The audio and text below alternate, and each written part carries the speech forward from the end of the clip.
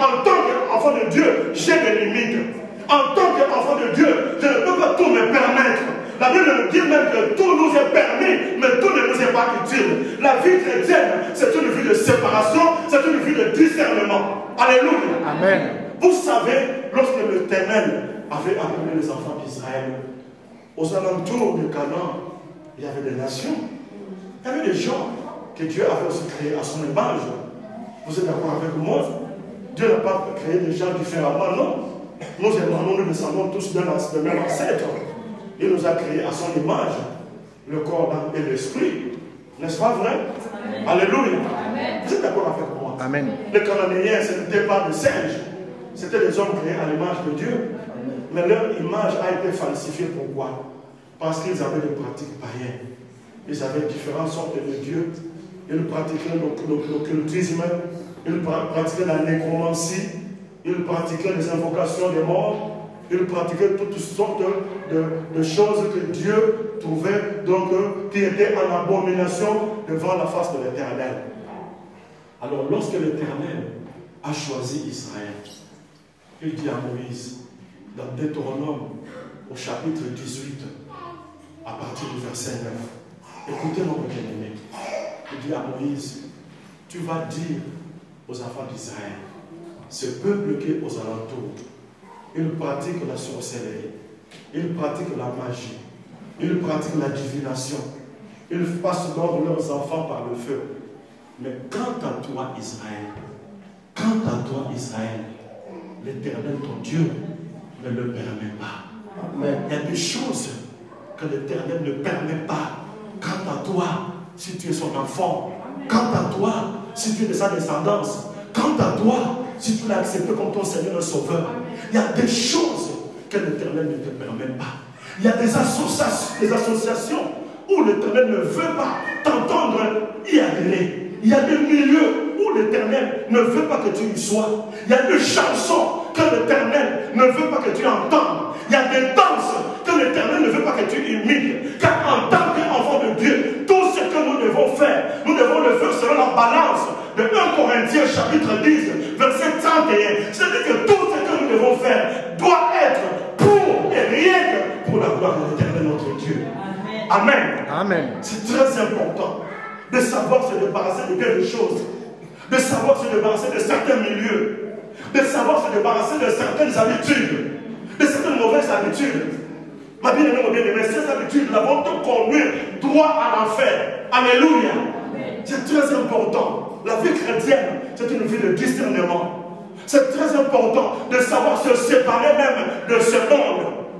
La Bible nous dit que nous sommes dans ce monde, mais nous ne sommes pas de ce monde. La Bible nous dit que l'amour de ce monde est inimitié avec Dieu. Un enfant de Dieu n'est pas attaché à ce monde, n'est pas attaché à la mode de ce monde. Tout ce qui se passe, toutes choses nouvelles que le monde crée, moi je suis à la page. Oh, vous savez, moi je suis à la page. Moi je ne me laisse pas d'apprendre tout ce qui arrive maintenant. Moi je suis à la page. Tu sais la mode qui est aujourd'hui. Tu sais la date? Non, bien aimé, nous ne sommes pas à la page par rapport à ce monde. Nous sommes à la page par rapport à la parole de Dieu. Notre horloge, notre montre, c'est la parole de Dieu. Alléluia. Amen. C'est très important. C'est très important. La mode de ce monde fait qu'à partir de 18 ans, je dois avoir un bon studio, je dois avoir un copain, je dois avoir une copine. Mais la parole de Dieu nous dit que toute relation en dehors de mariage est péché. Amen. Amen. Qu'est-ce que je vais suivre? Qu'est-ce que je vais suivre? Même si tous ceux qui sont avec moi, mes compères ou mes commères, même si c'est moqué de moi, mais moi je suis la parole de Dieu. Je sais que moi je suis dans la vérité et ils sont dans l'erreur. Je sais que moi j'ai la vie et ils ont la mort. Alléluia. Amen. Alléluia. Amen. Parce que la vie d'une personne, ce n'est pas le corps, mais la vie d'une personne, c'est Jésus-Christ. Amen. Amen. Lorsque nous étions jeunes, on disait une expression là à Congo, au Congo, ça signifie que la vie d'une personne, c'est un verre de bière. Non, ma vie, ce n'est pas un verre de bière, ma vie, c'est Jésus-Christ. J'ai été crucifié avec Christ, et si je vis, ce n'est plus moi qui vis, c'est Christ qui vit. Amen. Alléluia. Amen. C'est ça la vérité. La vie chrétienne, c'est une vie de positionnement. Si toi tu ne position, l'ennemi viendra, il va te déplacer de l'endroit où tu es, il va te conduire et t'amener comme bon lui semble. Mais moi, en tant qu'enfant de Dieu, j'ai une position. Ma bien-aimée, mon bien-aimé, alléluia. C'est ainsi que Élie, ce jour-là, devant la foule des enfants d'Israël, il n'a pas compris leur comportement. Il leur a dit, mais jusque quand battrez-vous de gauche à droite? Si Dieu est votre Dieu, allez vers Dieu. Si Baal est votre Dieu, allez vers Baal. Ma bien-aimée, ne vous y trompez pas. Ne dites pas que non, moi je suis partisan de la, comment pourrais-je dire, de la neutralité. Je ne suis ni à gauche ni à droite. Je suis neutre. Moi je ne suis pas neutre. Moi j'ai déjà pris mon camp. J'ai déjà pris ma position. J'ai déjà pris ma décision. J'ai suivi la voix du Seigneur. Je vais le suivre, ma bien-aimée, non pas pour un temps, non pas pour un temps long, mais pour toujours. Alléluia. Et les gens doivent le savoir. Toi qui veux bien t'allier avec moi, toi qui veux bien avoir une seule association avec moi, sache-le que moi j'ai mis des limites, j'ai mis des garde-fous. Si tu n'acceptes pas cela, la vie te pourra. Amen. Alléluia. Mais je ne peux pas hypothéquer ma vie tout simplement pour te faire plaisir, ou pour faire plaisir à ce monde. N'aimez pas le monde, ni les choses qui s'y trouvent.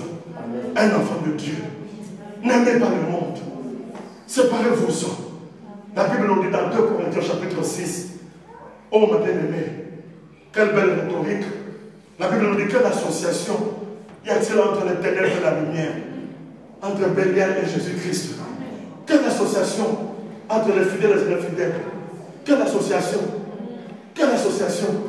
Toi, tu es là à écouter les invertis, à écouter les choses qui ne t'honorent pas ton Dieu. Alors que même ton oreille, tu devais l'exercer à écouter comme écoute un disciple selon Ésaïe 50 au verset 4. Un enfant de Dieu n'est pas amené, appelé à écouter n'importe qui, n'importe quoi ou n'importe comment. Alléluia. Alléluia. Amen. Alléluia. C'est ainsi qu'Adam est tombé. Si Adam est tombé, c'est parce qu'il avait écouté n'importe qui. C'est pourquoi ces jours-là, quand il s'est dit que non, l'Éternel, j'étais fui parce que j'étais nu, le Seigneur lui a dit, qui t'a dit que tu étais nu? Parce que c'est moi qui devais te former, c'est moi qui devais te parler, c'est de moi qui devais te dire la vérité. Mais aujourd'hui, c'est qui a-t-il appris que tu étais nu? Amen. Alléluia, la réussite dépend de celui à qui nous accordons notre attention, notre oreille. Bien aimé, ma bien-aimée, bien-aimé, nous ne devons pas écouter n'importe qui. Nous avons des raisons de refuser d'écouter n'importe qui. Nous devons écouter avec discernement. C'est pourquoi la Bible nous dit que tous ceux qui ont les oreilles écoutent ce que l'Esprit de Dieu dit aux Églises. Amen. L'Esprit de Dieu. C'est vrai, l'Esprit de Dieu peut parler au travers d'un serviteur, au travers d'une soeur, au travers d'un frère, mais nous devons avoir le discernement des esprits. Amen, amen, amen. Je disais la fois passée dans votre église que c'est l'église aujourd'hui est devenue faible. Pourquoi? Parce que nous, qu'on appelle les brebis, nous ne savons plus écouter et distinguer la voix du berger. Alors que Jésus-Christ a dit, je suis le bon berger et mes disciples, mes brebis, écoutent ma voix et ils me suivent. Ils ne suivront jamais un étranger, ils ne suivront jamais un mercenaire. Ça signifie que les brebis de Jésus-Christ, ils ont des discernements. Ils savent distinguer que celui-là c'est un étranger, celui-là c'est un mercenaire. Celui-là ne vient que pour nous suivre. Ça ne vient que pour nous démunir, pour nous déposséder. Mais voici notre véritable berger, c'est le pasteur, c'est vraiment Jésus-Christ, mais aussi son serviteur, le pasteur qui est à moi. Amen. Amen. Alléluia. C'est très important. Bien-aimé, tu veux réussir dans la vie chrétienne. Tu veux vraiment que la victoire soit une réalité, que ce ne soit pas un rêve. Parce que la vie chrétienne, ce n'est pas une vie de rêve. Il y a ces enfants de Dieu qui passent leur temps à rêver leur vie. Moi, je ne passe pas mon temps à rêver ma vie, mais je voudrais passer mon temps à vivre mes rêves. Amen. À vivre mes rêves. Alléluia. Je suis différent du sorcier qui la nuit vit de bonnes choses, mais quand il se retrouve dans la réalité, il est malheureux, il est pauvre. Non, moi je ne pense pas comme eux, je ne veux pas vivre non plus comme eux. Alléluia. Amen. Je veux que ma richesse soit une réalité. Je veux que mon héritage soit une réalité. Je veux que ma vie et mon succès soit une réalité. Je veux que ma prospérité soit une réalité. Je ne veux pas rêver cela, parce que je le vivrai quand je sais que dans le royaume des cieux, le royaume des cieux ne consiste ni à manger ni à boire. Ce que je peux avoir comme matériel, je ne peux l'avoir que sur cette terre. Je voudrais que cela soit une réalité. Pour que cela soit une réalité, je dois entrer dans la pensée de Dieu. Je dois entrer en communion avec Dieu. Je dois être complice de l'Éternel, mon Dieu, conformément à la parole de Dieu. Amen. Amen. Alléluia. Dites-moi que je suis en train de mentir. Alléluia. Amen. Dites-moi que je suis en train de mentir et je veux me remettre à la place. Je pense que vous êtes convaincus que ce que je vous dis, ce n'est pas de la démagogie, c'est de la vérité, parce que je ne suis pas un despote. Je suis venu pour vous raconter la vérité. Avant-hier, je ne savais même pas que je viendrais prêcher ici. Ça signifie que le Seigneur savait que je viendrais prêcher. Tu es important, c'est pourquoi le Seigneur commence par le commencement. Parce que dans toutes choses, il y a un commencement. Et le commencement, c'est la parole de Dieu. Amen. Alléluia. Amen. Alléluia. Amen. N'aie pas l'habitude d'écouter et d'oublier. Ne sois pas un auditeur ou une auditrice ou hagard ou oublieux. Quand tu apprends quelque chose, sache que le Seigneur veut faire quelque chose dans ta vie. Le Seigneur veut faire quelque chose dans ta vie. À partir de toi, le Seigneur peut faire de grandes choses. Il y a eu des rois qui ont précédé, mais qui n'ont pas eu ce succès qu'Ézéchias a eu. Amen. Avec toi, le Seigneur veut faire quelque chose de très important. Nous avons dit le premier point, c'est avoir pour modèle. Le deuxième point, c'est savoir se séparer du mal, se séparer de certaines choses, se séparer de certaines personnes, se séparer de certaines habitudes, se séparer aussi pour Dieu. Alléluia. Se séparer pour Dieu. Vous avez été racheté à un grand prix. Vous ne vous appartenez plus à vous-même. Vous appartenez à Dieu. Les gens comme les apôtres Paul, n'hésitez pas à dire aux Galatiens, Galates chapitre 2, verset 20. J'ai cité ce verset pendant que je prêchais. Il dit, regardez-moi, j'ai été crucifié avec Christ. Et si je vis, ce n'est plus moi qui vis, c'est Christ qui vit en moi. Si Christ vit en moi, tous les actes que je suis en train de poser, je dois les sanctionner par rapport à Jésus-Christ qui est en moi. Si je veux aller là-bas, je dois me demander si réellement Christ vit en moi. Christ serait allé là-bas. Si je veux prendre une décision, une position, je dois me poser la question, si réellement Christ habitait en moi, est-ce qu'il prendrait cette position? Est-ce qu'il serait avec moi? Lorsque dans la vie chrétienne, nous nous posons de telles questions, ma bien-aimée, mon bien-aimé, il est rare, il sera difficile de pouvoir vous tromper. Parce que tout ce que vous le ferez pour chercher la gloire de Dieu. Amen. Alléluia. C'est très important. Le troisième point, c'est dans la parole de Dieu. Vous voyez qu'un petit texte peut être enrichissant. Amen. La Bible nous dit, au verset 5, il mit sa confiance en l'Éternel. Mettre sa confiance à l'Éternel. Eliezer, mettre sa confiance à l'Éternel. Compris? Mettre sa confiance à l'Éternel. Mettre sa confiance. Je ne sais pas, ta confiance, à qui la mets-tu? À ta beauté? À tes études? À ton mari? À ta femme? À ton travail? À ton pasteur? Mais la Bible nous recommande de mettre notre confiance à l'Éternel. Et bien aimé, s'il y a quelqu'un qui ne te décevra jamais, je dis bien jamais, c'est Dieu tout simplement. Les gens du monde qui vous déçoivent des fois, ce n'est pas nécessairement parce qu'ils sont mauvais, mais des fois parce qu'ils sont limités, parce qu'ils n'ont pas le pouvoir, parce qu'ils n'ont pas de capacité. Même notre amour en tant qu'homme, il est limité. S'il y a une personne qui a un amour illimité, c'est Dieu et Dieu tout simplement. Parce que les dons, même les talents, même les capacités que nous avons sont limitées. Souvenez-vous, lorsque ce roi-là partait, il a donné à ses serviteurs des talents. Mais ces talents étaient quantifiés. À l'un, il a donné 5, à l'autre, il a donné 2, à un autre, il a donné 1. Ils sont quantifiés. Ça signifie que quels que soient les talents que tu as, ils sont quantifiés, ils sont limités. S'il y a une personne qui a des talents de qualité illimitée, c'est Dieu tout simplement. C'est pourquoi tu as des raisons de mettre ta confiance en lui. Il ne te décevra jamais. Dans l'Ancien Testament, se confier à Dieu ou mettre sa confiance à Dieu était le synonyme du Nouveau Testament de la foi, du mot croire. Avoir la foi en Dieu. La foi en Dieu. La foi.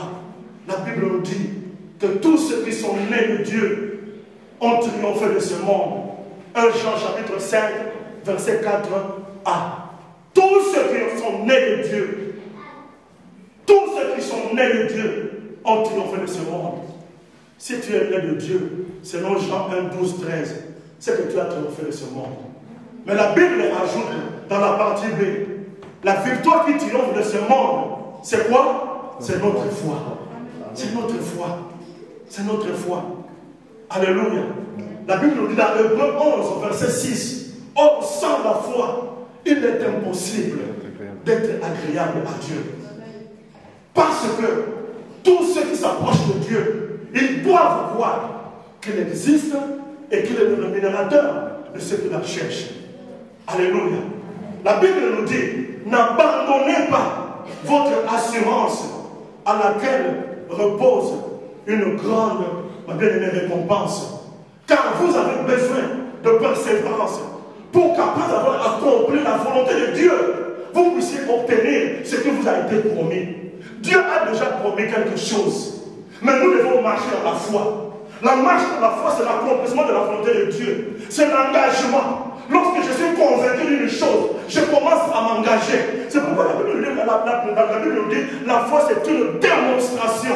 Amen. C'est-à-dire que non, je ne marche pas comme les gens marchent. Je ne vois pas comme les gens voient. Je ne regarde pas ce que les gens disent. Les gens peuvent beau dire qu'à l'âge de 100 ans, l'enfant qu'on aura, l'enfant qu'on mettra en monde, risque d'être un enfant débile. Mais moi je sais que non, même à l'âge de 100 ans, je peux mettre au monde un intelligent, un génie, un savant. Parce que la Bible me dit, dans Jacques 1,17, toute grâce excellente, tout don parfait, descend de là-haut, de Dieu de lumière, qui ne change ni ne subit aucune nombre de variation. Je crois que tu dirais Amen, Amen. Alléluia. Alléluia. Amen. C'est très important. Sur qui repose ta foi? Sur qui repose ta foi? Alléluia. Amen. C'est très important. Toute relation que nous avons avec Dieu a comme base, mes bien-aimés, la foi. Alléluia. C'est pourquoi quand vous lisez le chapitre de l'hymne national de la foi, Hébreux chapitre 11, à partir du verset 3, la Bible nous dit, c'est par la foi que Abraham fait ceci, c'est par la foi que Moïse fait ceci, c'est par la foi que Noé fait ceci, c'est par la foi. Le Seigneur, lorsqu'il vient nous rencontrer, il vient nous rencontrer non pas sur le terrain de la connaissance, non pas sur le terrain de la beauté, non pas sur le terrain de la santé, non pas sur le terrain de la richesse, mais il nous rencontre sur le terrain de la foi. Cette foi que n'importe qui peut avoir, même celui qui n'a pas étudié, même celui qui n'est pas bon ni belle, il peut avoir cette foi. Alléluia. Amen. Parce que le Seigneur nous met tous au même Dieu, au même diapason, au même pied d'égalité. Il n'y a pas de favoritisme. C'est question de croire. Alléluia. Alléluia. Amen. La Bible nous dit, mon serviteur ou ma servante vivra par la foi. Alléluia. Et celui qui s'en détournera, mon âme ne prendra pas plaisir à lui. Encore peu de temps, ce qui doit arriver, arrivera. Mais nous ne sommes pas de ceux qui reculent pour se perdre, mais nous sommes de ceux qui persévérons pour obtenir ce qui nous a été promis. Amen. Le Seigneur a dit que non, vous avez besoin de la persévérance afin qu'après avoir accompli sa volonté, vous puissiez obtenir ce qui vous a été promis. Il y a une promesse. Mais cette promesse ne peut se réaliser que lorsque moi je entre dans le plan de Dieu, je commence à accomplir sa volonté. Et ça m'est égal si cela va durer 10 ans, 15 ans. Mais je sais une chose, mon Dieu ne ment jamais. Je sais une chose, qu'il est le maître des temps et des circonstances. Je sais une chose, qu'il ne se laisse pas influencer et bien aimé par des fluctuations économiques. Qu'on rencontre un langage négatif par rapport à l'économie de la France ou que sais-je. Moi je ne vis pas par rapport à l'économie décidée par Manuel Valls, mais je vis par rapport à l'économie décidée dans le lieu céleste. Alléluia. Amen. Amen. Oh mon Dieu, ma bien-aimée, mon bien-aimé, je suis en train de vous communiquer la foi. Amen. Je suis en train de vous communiquer la foi parce que vous devez être des grandes personnes. Il y a des grandes réalisations qui nous attendent dans cette église, dans nos vies. Nous devons les réaliser comment? Si Dieu n'est pas avec nous. Si Dieu n'est pas avec nous. Dieu le savait. C'est pourquoi il nous a dit avant de prier, dites notre Père. Alléluia. Notre Père. Ça signifie que tu n'es plus orphelin. Ça signifie que tu n'as pas besoin de recourir à n'importe qui. Tu as un Père qui est aux cieux. Mais il dit que ton règne vienne. Ça signifie que non, avant que Dieu n'agisse, il faut qu'il soit avec toi. La présence de Dieu signifie ta victoire. La présence de Dieu garantit ta réussite. La présence de Dieu garantit aussi l'échec de tes adversaires et de tes ennemis. Amen. Amen. Alléluia. Est-ce que vous m'avez compris? Amen. Le quatrième point. La Bible nous dit, il n'y eut point de semblable à lui. Au verset 6, la Bible nous dit, il fut attaché à l'Éternel. Le quatrième point, l'attachement à Dieu. Alléluia. Alléluia. L'attachement. L'attachement. Ici, je ne veux pas beaucoup m'attarder. L'attachement à Dieu. Mais je voulais tout simplement vous faire comprendre une chose en le démontrant. Vous êtes d'accord avec moi? On ne peut vraiment pas s'attacher à une personne si on ne l'aime pas. N'est-ce pas vrai? On ne s'attache qu'à des personnes, à des choses, à des milieux qu'on aime. C'est quand on aime quelque chose, on ne voudrait jamais s'en débarrasser. Parce qu'on aime cela. Or, aimer Dieu dans la parole de Dieu s'éprouve. Aimer Dieu dans la parole de Dieu doit s'éprouver. On n'aime pas Dieu tout simplement par la simple déclaration. Alléluia. La Bible nous dit, n'aimez pas en parole seulement. Aimez en action et dans la vérité. Jésus-Christ était avec les apôtres un jour, dans Jean 14. Alors, il commence à leur parler à partir du verset 15. Il leur dit, si vous m'aimez, écoutez la démonstration que Jésus-Christ a faite. Il dit, si vous m'aimez, gardez mes commandements. L'amour de Dieu s'éprouve, l'attachement à Dieu s'éprouve en gardant les commandements de Dieu. C'est lui qui dit qu'il est attaché à Dieu. Mais ne marchez pas selon la parole de Dieu. Ne garde pas la parole de Dieu. Il est en train de se faire menteur, il est en train de se contredire. On ne peut pas aimer Dieu si on ne garde pas la parole de Dieu. Alléluia. Amen. Si vous m'aimez, gardez mes commandements. Garder le commandement de Dieu, c'est la preuve qu'on aime Dieu. Alléluia. C'est la preuve qu'on aime Dieu. Dieu, on ne le voit pas, mais on le voit à travers ses préceptes. On le voit à travers sa parole. Ma bien-aimée, mon bien-aimé, même si tu n'as pas compris cette écriture, mais si Dieu te demande de t'engager et de le faire, n'hésite pas à faire-le. Parce que Dieu n'est pas là pour ton malheur, mais il est là pour ton bonheur. Ce que tu n'as pas compris aujourd'hui, tu pourras le comprendre plus tard. Tu n'es pas appelé à tout comprendre au moment où Dieu t'appelle, au moment où Dieu t'interpelle. Je me rappelle ce jour-là. Jésus-Christ voulait laver les apôtres les pieds. Alors Pierre a dit, non, Seigneur, c'est à moi de le faire. Toi, tu ne peux pas le faire. Comment est-ce que toi, tu le fais? L'histoire se trouve dans Jean chapitre 13. Et au verset 7, Jésus-Christ qui lui dit, Pierre, ce que je fais maintenant, tu le comprendras plus tard. Il y a des choses que sur le champ, je ne comprends pas, mais je vais m'engager parce que c'est mon Père qui me l'a dit. Je ne comprends pas, mais je vais continuer à le faire parce que c'est Dieu qui me l'a dit. J'en ai la conviction, parce que tout ce qui est produit de la conviction vient de Dieu. Je vais le faire. Le jour viendra où Dieu va illuminer mes yeux spirituels. Le jour viendra où Dieu va m'amener à l'accomplissement de mon rêve. Mais dans l'entretemps, je fais ce que moi je peux faire pour que Dieu puisse faire aussi ce qu'il peut faire. Alléluia. Amen. Est-ce que vous avez compris? Amen. Les enfants de Dieu aujourd'hui, ils passent leur temps, mes bien-aimés, ils passent leur temps non pas à écouter, mais à se préparer à répliquer. Ils écoutent non pas pour s'y engager, mais ils écoutent pour répliquer. Alléluia. Un bon enfant de Dieu doit écouter pour tirer la leçon. Il doit écouter pour apprendre. Il doit écouter pour être prêt à s'engager.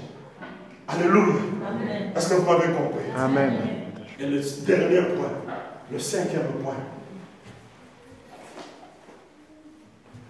La Bible nous dit au verset 7, il se révolta contre le roi d'Assyrie. Il se révolta. Le cinquième point, savoir se révolter contre le diable. Savoir se révolter contre l'ennemi. La Bible nous dit résister au diable et il fuira loin. Tu as le pouvoir, ma bien-aimée, de résister au diable. La Bible nous dit soyez sobres, veillez, car votre ennemi, le diable, rôde autour de vous. Vous devez lui résister, mes bien-aimés. Vous devez savoir dire non aux avances de ce monde, aux avances de la majorité absolue. Même s'ils sont majoritaires, même si je suis minoritaire, mais je suis en mesure de garder mon identité. Parce que la Bible me dit que ce n'est pas à moi à aller vers eux, mais c'est à eux à venir vers moi. J'ai de l'autorité parce que Dieu est avec moi. Avec Dieu, je constitue la majorité absolue. Avec Dieu, je suis le vainqueur. Je suis dans le cœur des vainqueurs. L'échec, je ne la connais pas. Amen. Amen. Il y a de ces gens-là qui se laissent influencer parce que c'est la majorité qui l'a dit. Qu'est-ce qui vous dit que la majorité a toujours raison? Alléluia. Mais mon Dieu a toujours raison. Amen. Alléluia. Amen. Mon Dieu a toujours raison. Mon Dieu a toujours raison, mes bien-aimés. Il faut refuser d'être sous une autorité, mes bien-aimés, sous une autorité usurpée. Amen. Il faut refuser. Nous ne devons pas être sous n'importe quelle autorité. Nous devons refuser d'être sous une autorité mal placée. Alléluia. Amen. Alléluia. C'est très important. Résister au diable. C'est vrai que nous ne pouvons pas lier le diable parce que son temps n'est pas encore arrivé. Mais nous avons le pouvoir de lui résister. La Bible nous dit dans Luc 10, 19, je vous ai donné le pouvoir de marcher sur le serpent, sur le scorpion et sur toute la puissance des ténèbres. Et rien ne pourra vous nuire. Rien n'est ennemi. Le pouvoir nous a été donné. L'ennemi sera là. Le problème sera là. Mais le plus important, c'est que je ne vais pas nager dans ce problème, mais je vais marcher. Lorsque je verrai le serpent, je vais marcher sur lui. Lorsque je verrai le scorpion, je vais marcher sur lui. Jamais. Alléluia. Amen. Le Seigneur savait que tu devais régner. Pour régner, ma bien-aimée, pour régner, il faudrait que tu aies de l'autorité. Il faudrait que tu aies le pouvoir. Il y a des gens qui ont l'autorité, mais qui n'ont pas le pouvoir. Si tu n'as pas le pouvoir, comment est-ce que tu vas régner? Alléluia. C'est pourquoi le Seigneur, dès les premières pages de la Bible, déjà en Adam, il lui avait donné, il lui avait dit, il lui a donné l'autorité, il lui a dit, domine, assujetti. Mais Adam n'a pas voulu prendre au sérieux ce pouvoir. Jésus-Christ l'a réitéré en nous dans Luc 10, 19. Il dit, je vous ai donné le pouvoir. Mon bien-aimé, tu as le pouvoir. Mon bien-aimé, tu as le pouvoir de dire non, de résister, de chasser les démons, de chasser le diable. Ils viendront 10 000 sur un chemin, ils rendront chacun sur son chemin. Lorsqu'ils viendront, tu vas les tabasser copieusement au nom de Jésus-Christ. Parce que tu es dans le temps de vainqueur. Alléluia. Et lorsque tu remplis toutes ces conditions, mes bien-aimés, je voudrais terminer là.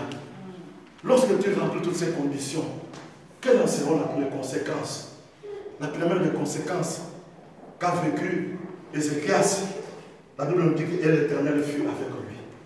La première des conséquences, l'Éternel sera avec toi. Alléluia. L'Éternel sera avec toi. Quoi de plus merveilleux dans la vie chrétienne que de savoir que Dieu est avec moi? S'il est pour moi, qui sera contre moi? Que me feront l'ennemi? Que me viendra-t-il? C'est lui qui demeure à l'abri du Très-Haut, repose à l'ombre du Tout-Puissant. L'Éternel est mon berger, je ne manquerai de rien. Alléluia. Amen. La première des conséquences, Dieu sera avec toi. Parce qu'il sera avec toi, la deuxième des conséquences, la Bible nous dit que non, et il réussit dans toutes ses entreprises. Tu vas réussir dans tout ce que tu entreprendras. La deuxième des conséquences. La troisième des conséquences, la Bible nous dit que non, il bâtit donc les Philistins, il les bâtit, il les vaincus. Tu vas vaincre tes ennemis. La troisième des conséquences. Tu vas vaincre tes ennemis. Nous verrons par la suite que non, en Israël, en Samarie, ils avaient le même combat, avec le même adversaire. Mais l'adversaire est venu, il les a assujettis. Mais ce même adversaire, il est venu devant Ézéchias, il a échoué. Ça signifie que l'échec de l'autre ne sera pas mon échec. La défaite de l'autre ne sera pas ma défaite. Même si nous étions dans les mêmes conditions, même si nous étions dans la même salle enfermée, ma réussite ne dépend pas de l'échec de l'autre, ne dépend pas de la réussite de l'autre. Je suis différent de l'autre. Alléluia. Vous avez aimé cette vidéo? Alors, n'hésitez pas à cliquer sur le bouton j'aime et à vous abonner à notre chaîne. Retrouvez-nous également sur le www.mpcmode.com. À très bientôt et que Dieu vous bénisse.